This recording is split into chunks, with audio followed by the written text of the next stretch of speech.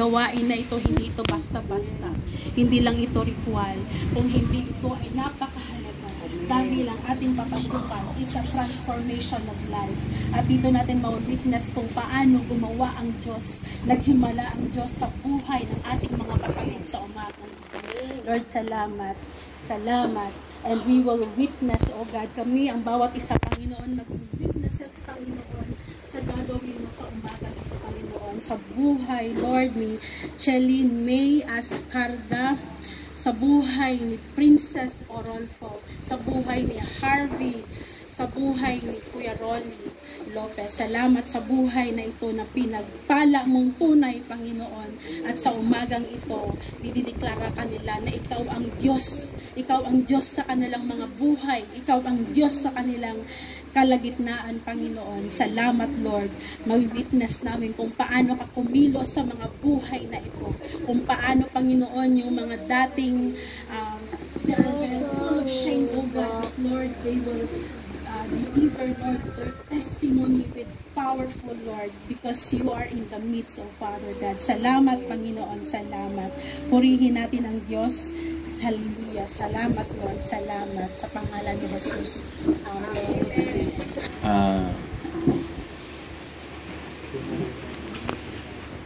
Magandang araw po sa ating lahat. Ako po si Brother Gregory Rolly Lopez. Insyong Lopez, nakatira sa Bulaklakan. So, ang dati pong buhay ko ay sabihin na natin, simplihan. Ako nga pala ay mayroong 3 anak, 2 apo na. Bukod dito kay Harvey, JJ, may isa pang anak doon sa nasa Cavite.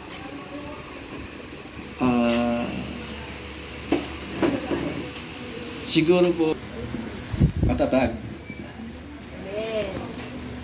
Ako po ay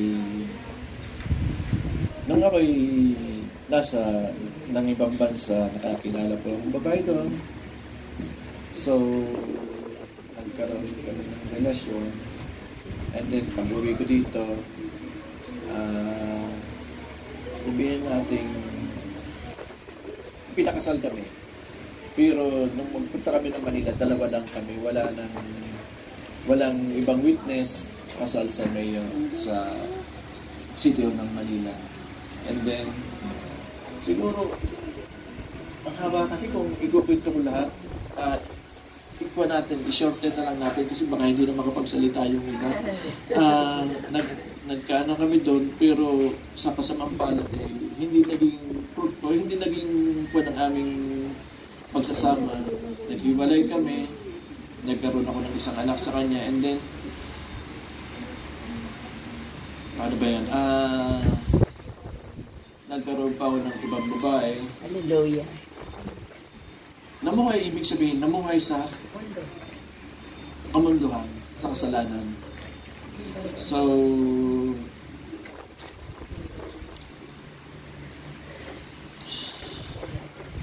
yung anak ko, ano ba yan? Yung babae, una kong anak na babae, siguro siya ay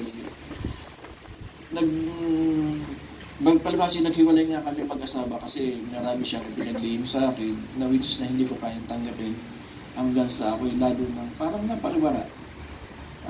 Parang humanap ng kasagutan na which is mali.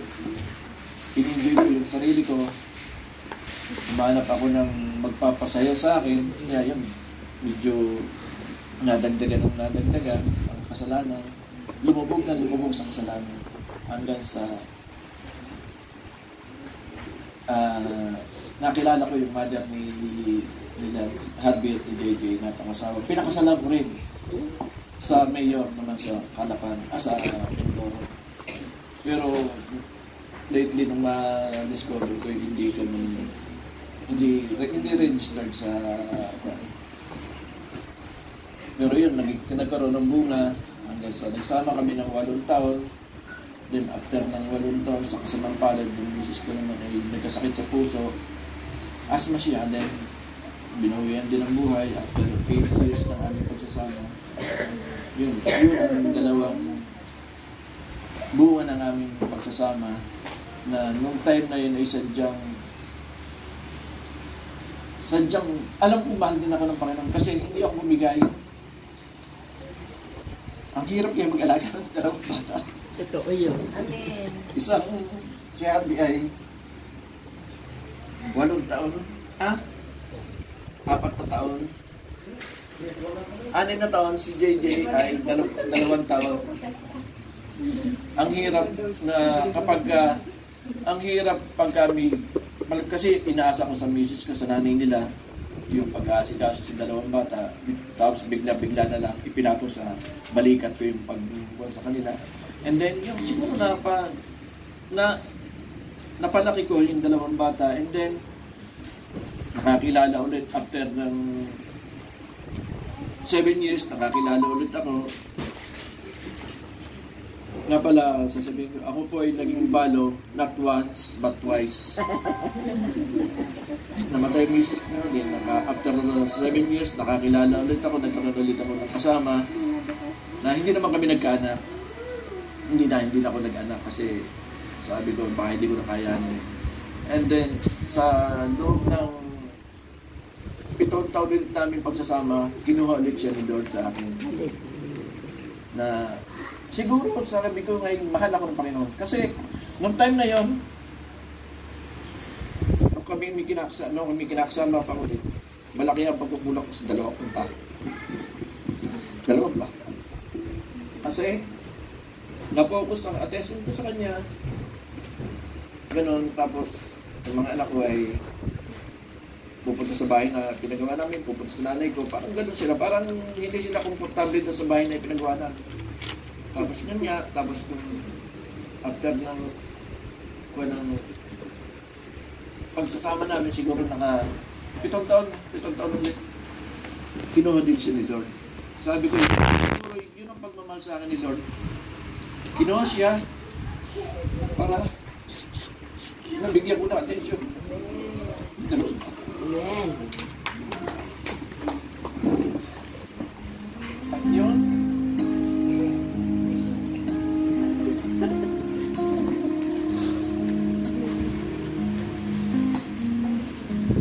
siguro sabi ng Panginoon ay panahon na para ibigay mo ang atensyon mo sa anak mo. At yun sa ngayon, nagugulang ko sa kanila. At ngayon, nag-decide na ako na tanggapin ng Panginoon sa buhay ko. Amen. Siguro para aminado ako, yung may katigasan ng puso ko, sana baguhin ng Panginoon ng puso ko.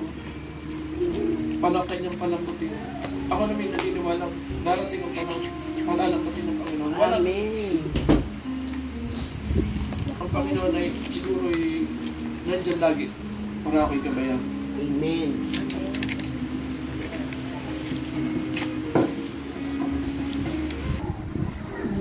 Mga anak, narinig yung patotoo ng papa niyo, diba? Humihingi siya ng tawad sa inyo. Pinapatawad niyo ba siya? Yakapin yung papa niyo.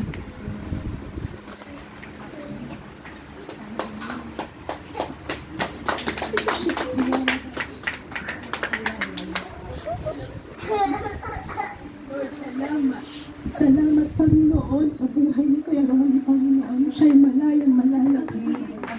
Salamat Lord sa buhay ng isang ama, Panginoon, sa gitna man ng hirap, sa gitna man ng kanyang pinagdaanan. Hindi siya, Panginoon, tumigil. Hindi siya sumuko, Panginoon. At Lord, nakikita mo, Panginoon, ang kanilang kalagayan. Nakikita mo, Panginoon, ang nangyari ngayon sa oras na ito. Kapatunghay ka sa kanilang mag-aama, Panginoon. Patuloy mo i-restore, Lord, yung broken relationship ng mag-ama na ito, Panginoon. Ikaw ang Diyos na magre-restore ng lahat-lahat. O God, bubuuhin mo sila, Panginoon.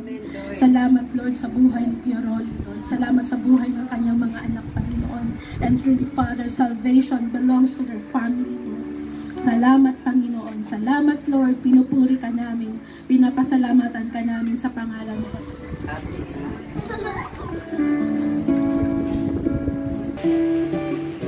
Nabasbasan din sa Holy Daughter sa ngalan ng Ama, ng Espiritu Santo.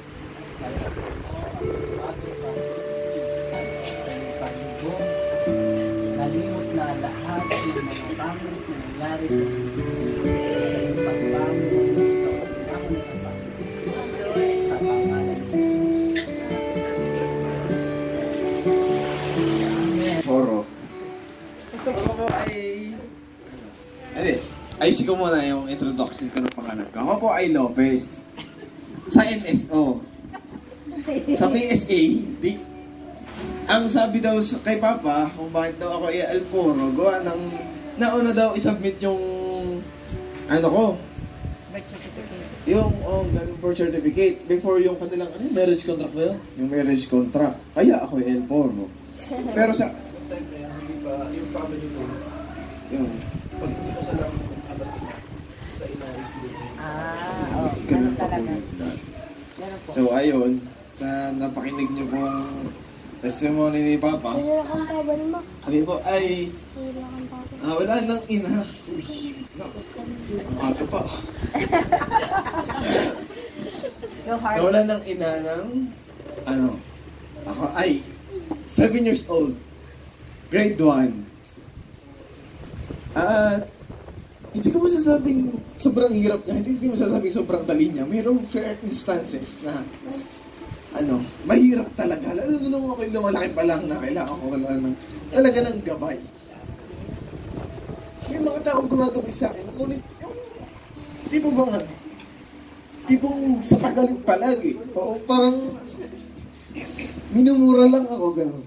Ganun yung dating sa akin. Kasi nga hinahanap ko yung kalinga ng ina. Di ba? Hindi naman gano'n yung yung pagkasama, tough love sa ina is soft love. Soft stitching gano'n. Hinahanap ko yun. Hindi ko na nga siya makikita dahil lumaki nga ako nang walang ina. Kasi, yun. Most of the time, nagre-rely ako sa mga tiyahin ko. Kay Papa na medyo absent palagi kasi nga may trabaho. Madalas may trabaho.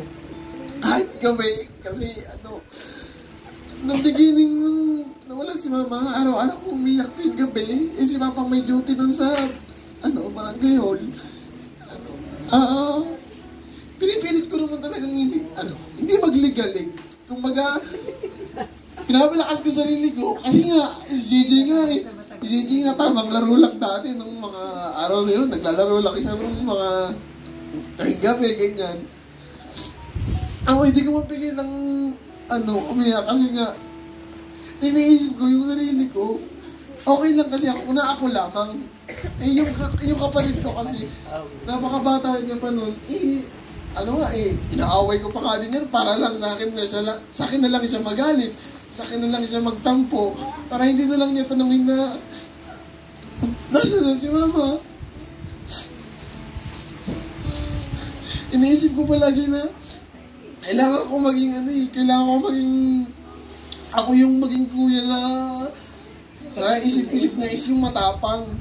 Matapang nga, lagi siyang inaaway. Sa pagtagal ng panahon, natutunan ko nang mag-realize sa sarili ko. Mag-realize kung ano lang yung kaya kong gawin, yun lang ang gagawin ko. Iniisip ko nga dati na sa pagtagal ng panahon, ako lang naman yung gagawa para sa sarili ko. Gagawin ko na lang ang aking alam. Kumbaga, sasabihin sa mga batangin nyo, gawin na lang ang alam. Hindi na ako magre-rely sa ibang tao, tulad ng pagbili ng ganito, mga gusto ko, pag-iipunan ko na lang kasi kaya ko naman. Which is pinagpapasalamat ko din sa Panginoon kasi tinuruan niya ako magpalakas sa sarili. However, na-realize ko na dalawang run, nakaka-drain pala yun na ikaw lang sa sarili mo yung gumagawa para sa lahat ng bagay. Nakakapagod. Totoo lang, even sa school, yung bubuhatin mo yung sarili mo kahit tinuturuan ka naman ng mga teachers pero yung wala kang gaway sa bahay. Yung simpleng assignment na kaya mo naman talagang gawin mag-isa pero parang ang hirap niya kasi hindi mo alam kung tama ba, wala kang second opinion katulad nung hindi pa kinukuha ni Lord si Mama, talagang palaging pokpok, kurit ka sa akin kung ikay mali, kayo si Mama Talagang nakungurit pag kayo mali. Nung nawala siya, di yun. Ang assignment ko ay kadalasan, ako gagawa mag-isa. O kaya, papatulong ko kay Papa pagka nakauwi na siya. O kaya, kay Tita Te. Pero most of the time, ako lang yung gumagawa. Minsan, hindi ko na nga siya ginagawa. Ginagawa ko na lang sa school bago matapos yung klase para before matapos yung klase, meron akong assignment, hindi ko naiisipin sa bahay. Ganun. Tapos nakakapagtanong pa ako sa mga kaklase ko. Ganun. And hanggang sa paglaki, ganyan na. Hanggang ngayon, natuto akong mag-rely lang sa sarili ko. In terms of pera, syempre, baon. Si baon. Mahirap. Lalo na itong dumating sa point na nag-junior high school. Sina Papa ay nag-work sa Pico de Loro sa Nasugbo ba yun? Sa Nasugbo. Doon, halos wala nang nagbabawal sa akin. Wala na si Papa. Ang kasama ko lang sa bahay, ang aking lola noon. Ayun, lalo na napalayo ang loob sa at natuto lang kung ano-anong bagay, natuto ko magbisyo. Hindi naman siguro tago kay Papa yun kasi nakahuli niyo naman ako dati. Pero sobrang gusto kong maka-cope up, sobrang gusto kong makasabay sa alon ng mundo. Nag-try ako ng iba't iba. Dumating ako sa point na nag-try din ako ng maliwan. Ganun. Pero try lang, hindi ako na-addict. Tumaba lang. Unti lang yun. Pero at some point, pinagsisisihan ko talaga, kaya bigla ko din siya itinigil. Half a year na nung sinimulan ko, bigla ko din siya itinigil. Thank God, kasi walang relapse na nangyari or walang yung paghahabol sa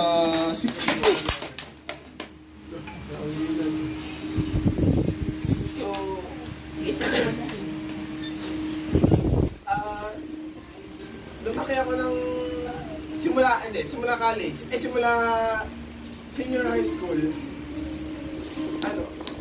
Junior high school mo na. Isa-isay natin pa yung level. Iba-ibang iba-ibang karanasan yun eh.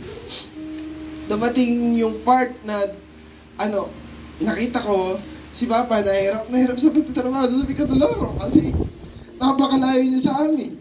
And kahit naman hindi siya masyadong showy, kita ko naman sa kanya na concern pa din siya sa amin kahit marami siyang priority na buhay.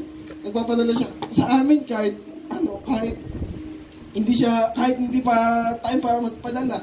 Nag-uuwi siya ng pasalubong sa amin, ma-issue lang sa amin na may pakipa din siya sa amin. Yung mga simpleng bagay, nakikita ko yun ang hirap niya i-appreciate pagka puno ng galit yung puso mo.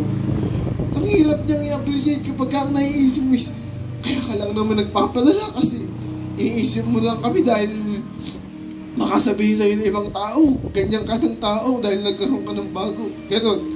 Ang hirap i-appreciate ng ganung bagay kapag kapuno ka ng galit. Ipilit kong hindi magalit, kaso nga lang, hindi naman sarili ko yung iniisip ko. Iniisip ko yung kapatid ko na nag-aabang lang dyan sa gilid. Halos na yung Japuera na. Mas matibay ngayon sa akin. Mas matibay pa yun sa akin yung tao niya kasi sa pag-kim-kim ko naman iniisip ko na lang kung paano niya na nagagawa na iapusin pa din si Papa pagka umuwi siya galing Pico de Loro. Pa din, Papa pa din ang tawag niya kay Papa kahit most of the time wala siya sa bahay.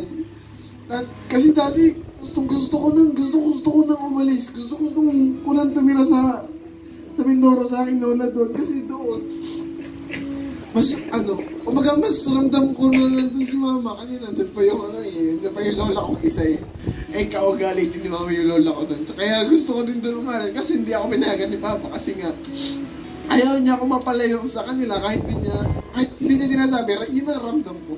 Ayaw niya kaming mapalayo sa kanila. So bumalik ata si na Papa nung grade 9 na.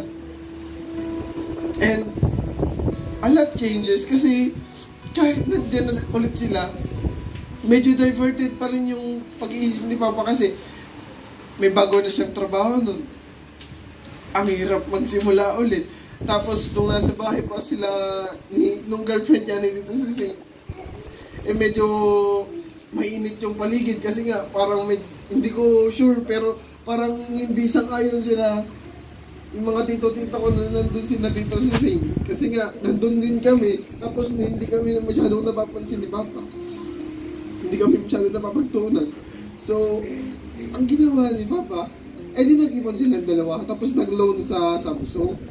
Nung tumira naman kami sa, after mabuo ng bahay, ako ay mag-grade, di pala, bago pa yun, bago pa mabuo yung bahay, pero sinisimulan na, in-invite naman kami ni Tito Uwel at ni Tita Malu sa, sa dating GCC, ngayon ay Hub of Christ na. Doon nakatagpo ko talaga si Lord. As in nanibago ako kasi first time ko naman umattend ng gano'n na as in masinsinan, tutok na tutok, na isa-isa talagang pinag-pray. Naalala ko that time na parang guest speaker yung nagsalita na sabi niya, kaya mo kinakaya ang araw-araw, hindi lang dahil sa sarili mo. Kaya mo kinakaya ang araw-araw, kaya mo kinakaya bumangon sa araw-araw is may Panginoon na bumubuhat sa iyo, nagbibigay sa iyo ng kapangyarihan para makabangon mo. Doon, that time, gulong-gulo pa ako, at the same time, parang may something sa akin na gusto kong umiyak, gusto kong sabihin sa sarili ko na, oo nga, kung ako lang yun, hindi ko nga sadya kaya. Kung ako lang sadya yun, ako yung madidepress na ng sagad-sagadan. Pero merong Diyos na nagbangon sa akin. Kaso, hindi naman siya unprecedented event. Pero, lumipat sila Pastor Malo at saka Pastor Oel sa Parañaque noon. Ay, sa Las Piñas muna. Doon, sobrang tumalang na yung pag-attend ko sa GCC. And, lumipat na rin kami ng bahay that time sa ibabaw. That time, parang si JJ ayaw na talagang sumama sa akin na doon muna matulog. Pinipilit ko po siya, sinasabihan ko po siya na doon na lang tayong dalawa, at least magkasama tayo doon. At least, hindi tayo maano ng ibang tao na palagi na lang tayong papagayaan na anong oras parang pabigat lamang tayo. Pilit ko talaga siyang pinipilit na sumama sa akin daw kasi meron naman kaming kamay, double deck pa nga yun parating isa kang nagmama. Ayaw niya talaga kasi hindi siya parang dapat ko din naman na hindi kami welcome sa pamamahay no. May mga instances talaga na mahirap makisama kasi ganito yung mga ugali ng mga tao pa makisamahan mo. Pinipilit mo naman maging tao na madali lang pakisamahan pero hirap talaga kapag ka nalulog ako hindi ka welcome doon sa bahay. Kahit nandun naman yung sarili mo kapamilya tapos hindi ka naman welcome. Ang hirap naman tanggapin na andito ka lang, pabigat ka rin pero hindi naman sa pag-ano pero gumagawa din naman naman ko. Kaya gusto ko umuwi na sa dito sa bahay namin kasama yung lola ko pagka nandun kami sa bahay niya, siyempre, natatemp akong magtanim ng galit. Kasi, hindi ko naman gusto to Pinipilit ko lang gawin to para sa akin naman. Para isipin ko na hindi kami napapalayo sa kanya. Pero mas totoo lang, mas gusto ko sa mga nakakanya matindagtag kasi neglected, parang kami nun Alam ko namang hindi sinasadya na mga inyo pero hindi ko din naman sinasadya maramdaman yung feeling of neglection. Ganito umabot yun hanggang umutok ang balikan na pang-griyon ako na tinitis ko lang. Tinitis ko na ganito yung pagtingin nila sa akin na parang nakakababa ng bibila na parang hindi ako pati parang podcast.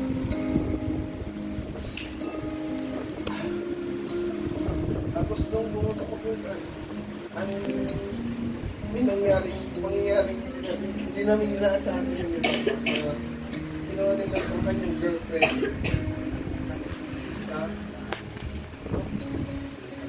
yun, pumunta ko may gantaan sakto din po na hospital ng hospital kasi and kahit ano kong gawin kahit ginawa na siya ni Lord. Doon po, talagang si Papa nagpapakatatag lang, kita ko. Nung ililibing na si Papa, hindi siya makalapit na sa altar. Hindi niya pa siya nakalapit sa napatagin. Papaganon eh. Kasi hindi talaga siya makakalapit eh. That time, siguro, yun na yung simula na kung nagsimula kung bakit na-restore yung aming relationship. Hindi ko alam kung ano dapat kong mag-feel. If masaya ba ako? Kasi parang mali din maging masaya doon. May namatay na ako para mag-reconnect kayo. I don't really know how to feel and what to feel that time. Kaya, iniisip ko na lang, nagpapasalamat ako dahil nakasama ko rin tayo ang ama. Hindi pa naman kasi huli that time kasi natutunan ko rin magpatawa. Natutunan ko rin magpalaya ng galit. Pero may natitira pa din. Siyempre, yun na yung part na i-redeem ni Papa. Na na-redeem naman yun sa akin. Sa akin, wala na akong galit kay Papa. Sa akin, ngayon, napatawad ko na lahat. And pinapanalangin ko din na mapatawad si Papa. Sa lahat-lahat ng nangyari sa amin magkaama. Noong ibasang taon, after ng mga nangyari, nakalipat kami dun sa bahay ng aming lola na tinitira namin ngayon.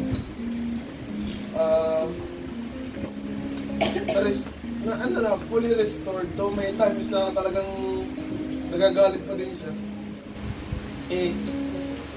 At least, alam ko na ang nararamdaman niya kung bakit siya nagagalit. Dati kasi ang feel ko lang nagagalit lang siya dahil nagagalit siya sa iba, natadamay lang ako sa galit niya. Ganyan. Ngayon, masaya na ako kasi, kasi nararamdaman mo yung pagpamahal ng isang magulang. Dati ay parang ang hirap maramdaman. Actually, sumipag na ako. Wow! Ramdam ko din. Kasi siguro dahil nga sa mga nangyari yun, kaya ang bigat ng katawan ko sumuli. Pero ngayon, hindi ko naman napakadali na gawin yung mga bagay na gusto ko. Amen! So, ayun, pinapalalakit ko po na pagpamula ko yun hanggang sa pagtatapos na yung buhay. Ay, masaya na natin. Wow! Bless kita lang. Nagpapasalamat ako sa ating Panginoon na simula hanggang ngayon, kasama ko, hindi ako nag-iisa. Daw na naniniwala ako na ako na ako yung independent person. Hindi pala. Pinapalakas lang pala ako ni Lord, binuhon mo ako ni Lord. Amen. Binigyan niya ako ng mga talento, binigyan niya ako ng kaalaman na gawin ang mga bagay na ito. At siyempre, bilang sa aking pagbabalik, iaalay ko aking talento, lalo na sa musika. Dahil yun talaga pinagpe-pray ko doon pa. Amen.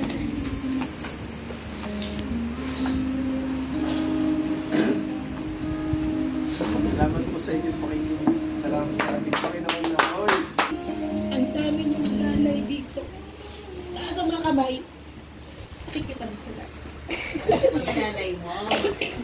Huwag kayong pamilya sa amin, Pastor.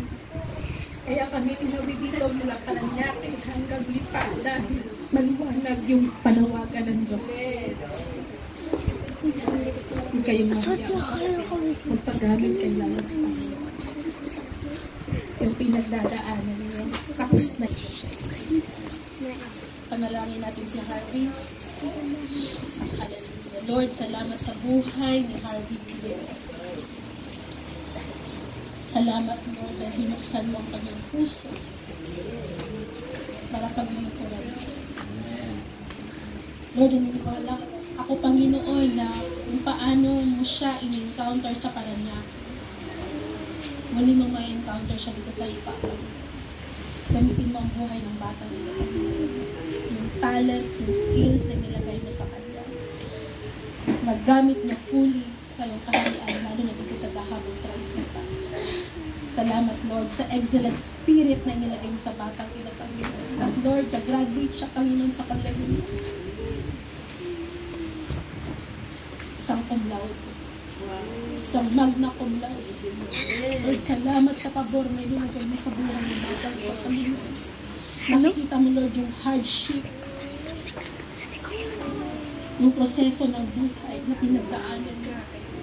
Nakatunghay ka sa kanya, pinalakas mo siya, pinagtibay mo siya, iniligtas mo siya, Panginoon, sa mga bisyo, sa mga maling kaibigan. Lord, salamat, simula ngayon, Lord, hindi na silang nag-iisang magkakaroon. Malaki ang kanilang pamilya dito sa The Hub of Christ. Salamat, Lord, sa buhay na kami. Salamat, Panginoon, purihin ka na hilain ka sa pangalan ni Jesus. Amen.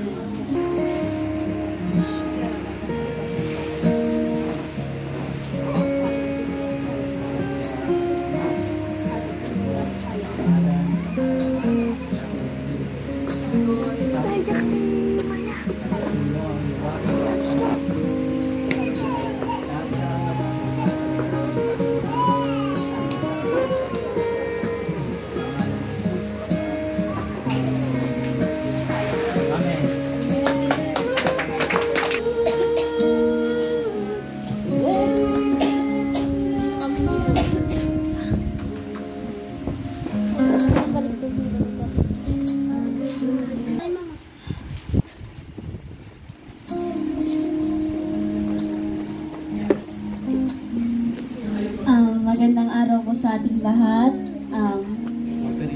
Ako po si Shaylin May G. Ascaraga, 16 years old at kasulukuyan po nag-aaral.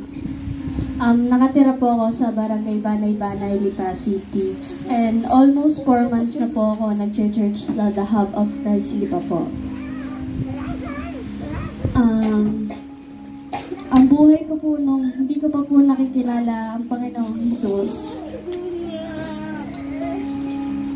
ay tila napakagulo. Noong 2021,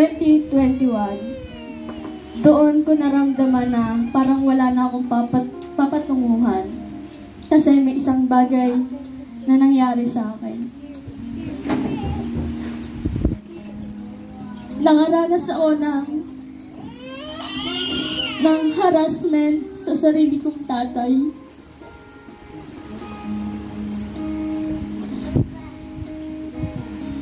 Yung buhay ko doon, akala ko talaga wala na akong purpose. Nasira na yung buhay ko. At simula doon, nawasak yung pamilya namin. Pinadala ako sa library. Nahiwalay ako sa nanay ko, sa kapatid ko. Doon, ang nangyari sa akin yun,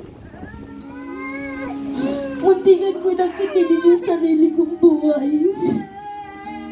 Kasi akala ko madumi na ako. Akala ko wala na talaga ang purpose. Kasi nga sira na yung sarili kong buhay. Simula noon, hindi ko nakikita yung tatay ko. Almost magti 3 years na kami hindi nagkikita.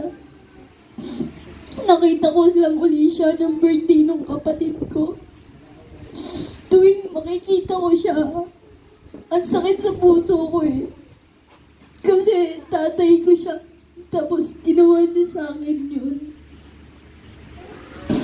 Pero yung pagmamahal ko sa kanya nananaig eh. Pag nakikita ko siya, tutuloy yung luha ko.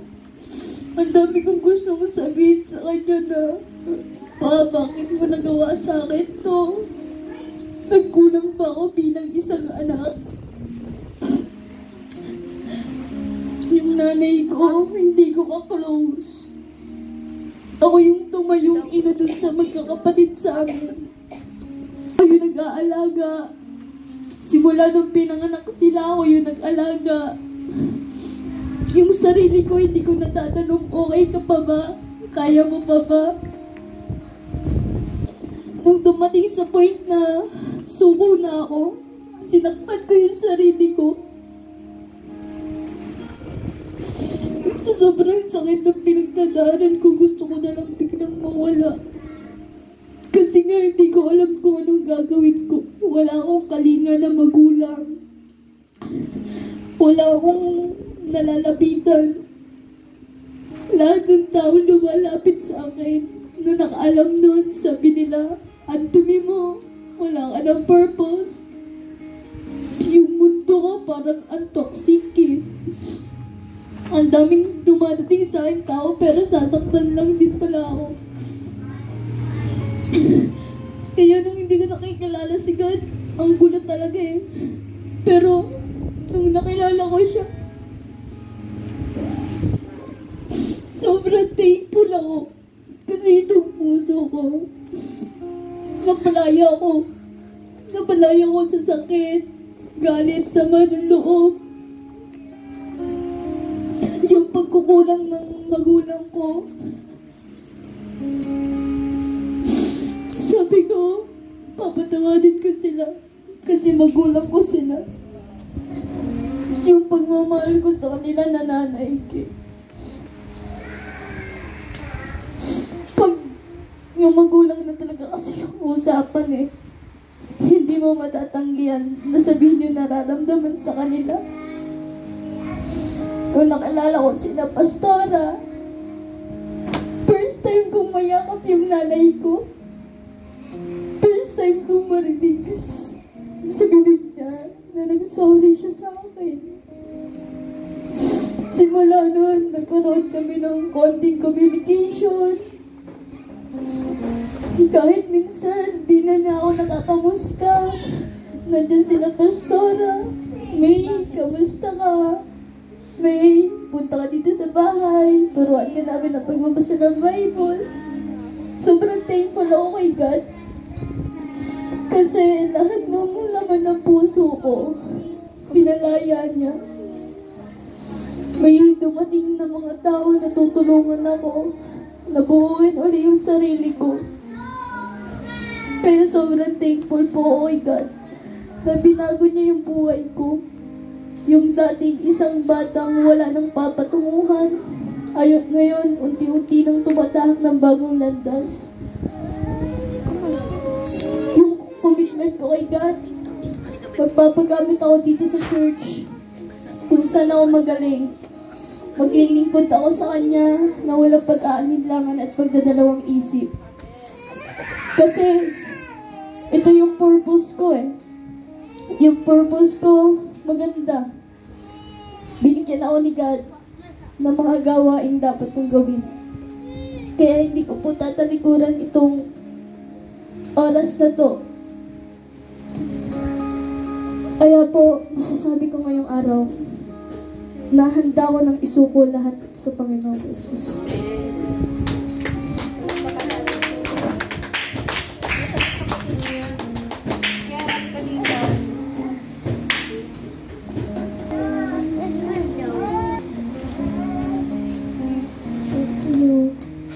Ng Diyos na anumang dumi na ginawa ng kaaway sa iyo at sa iyong pamilya, pati ng pagkatao, ikaw ay akin na, sabi ng Panginoon Jesus.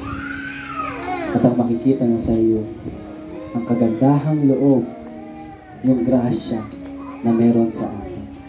Salamat Panginoon. Ito ang tagpo ni May at tagpo mo sa kanyang buhay. Pagpalain ka ng Panginoon sa pangalan ni Jesus. Amen.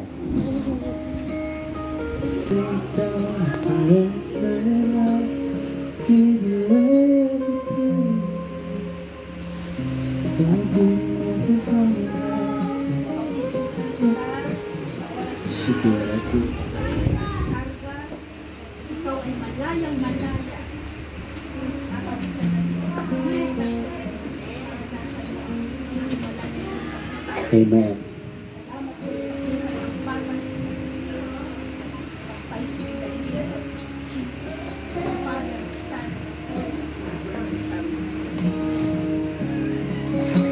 Amen. Palakpakan po natin si Lord. Natin ang Panginoon.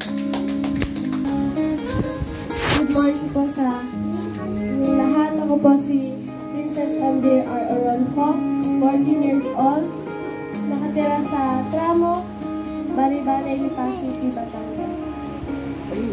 Ako po ay panganay na anak sa side ng papa ko. Ako po ay mabait at tahimik na bata na ngayon ay madagdag na. Noon po, ako ay addict sa gadget na halos umaabot na magdamag sa kaka-cellphone.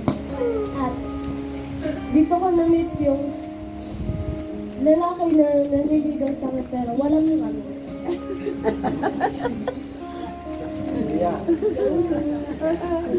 Alam ko na ito ay mali pero dahil nakababad ako sa cellphone, madalas nagkaka-chat kami na isang taon pero wala po talaga kami. Talagang wala. Nung nakilala ko si Lord na pagdesisyonan ko na itigil na lang yung communication namin. Wala pong feeling sa kanya. Akalain mo, kumadyarte ka na ngayon. Papatawanin ko na lang kayo kasi Yan, tama. kanina pa kayo naiyak. Mahalaga, kasi po, mahalaga sa akin ang pag-aaral ko at paglilingkod ko kay Lord. Amen. Nang ako ay na-invite sa The Hub of Christ Church Lipa, may Paranaque pala. Hanggang sa magkaroon ng church dito sa Lipa, dito ko po tinanggap ang Panginoon bilang tagapagligtas ko. Nagsimula po kami pumunta dito ng kapatid ko, si Mary Jane. Hindi lang po tuwing linggo, kundi pati Sabado. Kahit wala kaming pera,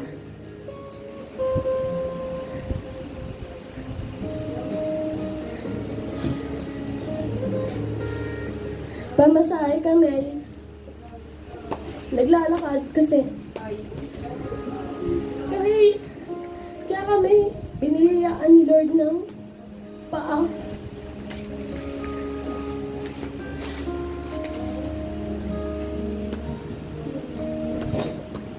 Para makapunta dito sa church. Pumupunta kami dito para makatulong kina Pastor Mark at Pastor Adon.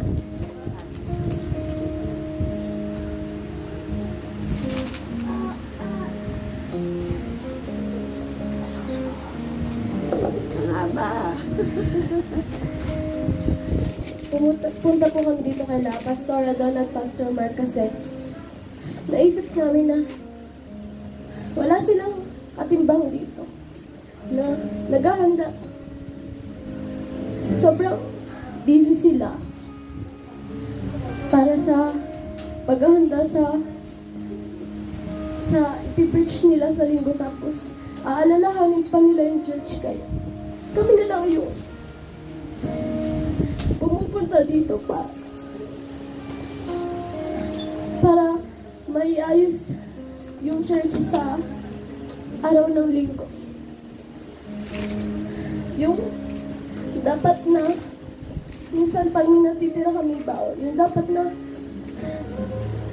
pangpamasahin namin. Ititira ko na lang yun para sa linggo may pang tights kami tas lalakarin na lang namin yun.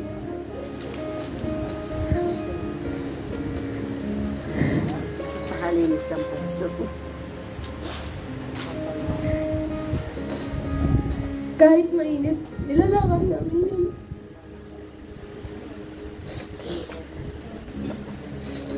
Papunta sa church yun. Gawin yung ministry namin yun.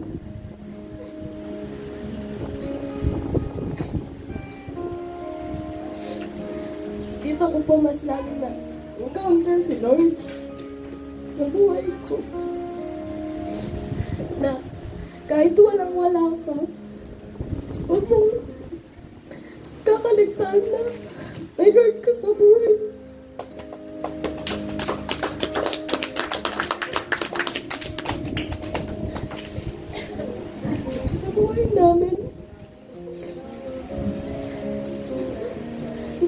dito po ako mas lalong nagsipag at nag-persevere dahil naniniwala ko na ito'y pansamantala lang. Samantalang pagtitiis lang.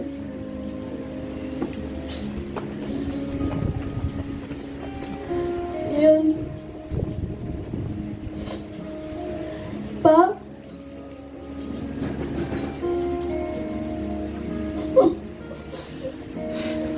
sorry.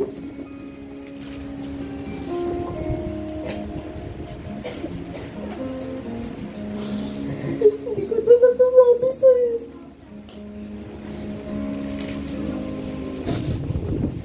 Naiiyak ako. Pero, ayun.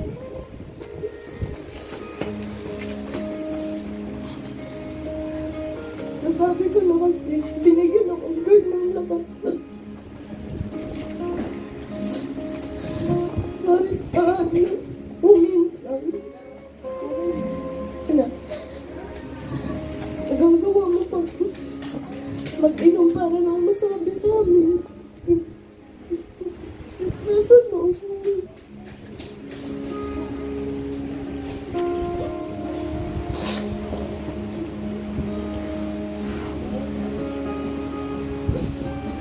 Sorry. I love you. Ngayon po. Sa edad na ako na. Hindi magbabagag sa gadget. I-focus sa paglilingkod. Sa magbulong ko. Sa dito sa church.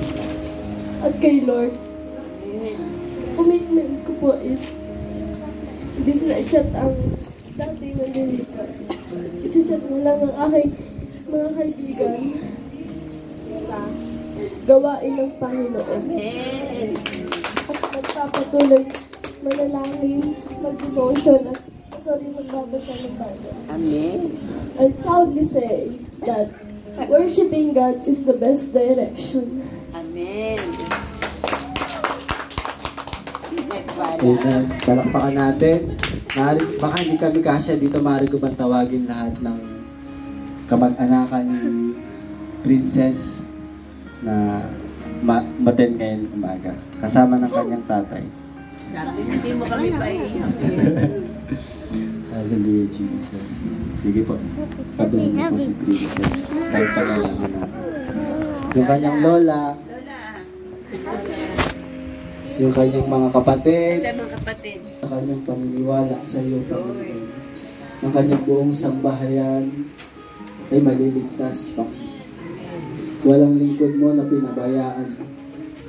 Sa oras na ito, Panginoon, inaangat namin ang aming mga kamay, tanda ng paniniwala namin na ang anumang kahirapan na dinulot ng kaaway sa kanilang buhay, ito'y sa oras na ito, ito'y winakasan mo na, Panginoon, sa pangalan ni Jesus. Dinideklara ko ang kanilang katagumpayan. They are more than conquerors. They are victorious, Panginoon. Mula sa buhay ni Princess, patuloy sa kanyang mga magulang, kay Kuya Tata, kay Ate Marisa, sa kanyang mga kapatid, si Mary Jane, at ang kanyang kapatid na si Prince Michael. Salamat at sa kanyang mga pinsan at mga tita, tito, kanyang lola, Panginoon. Dadali, Panginoon. Tinanggal mo na ang tanikala ng kahirapan. Binuksan mo na ang langit sa kanilang buong pamilya. At lahat sila mararanasan na ikaw, Diyos Ama, mabuti sa iyong mga anak. Pagpalain mo sila sa ngalan ng Ama, ng Anak, ng Espiritu Santo. Amen. Hallelujah, Jesus.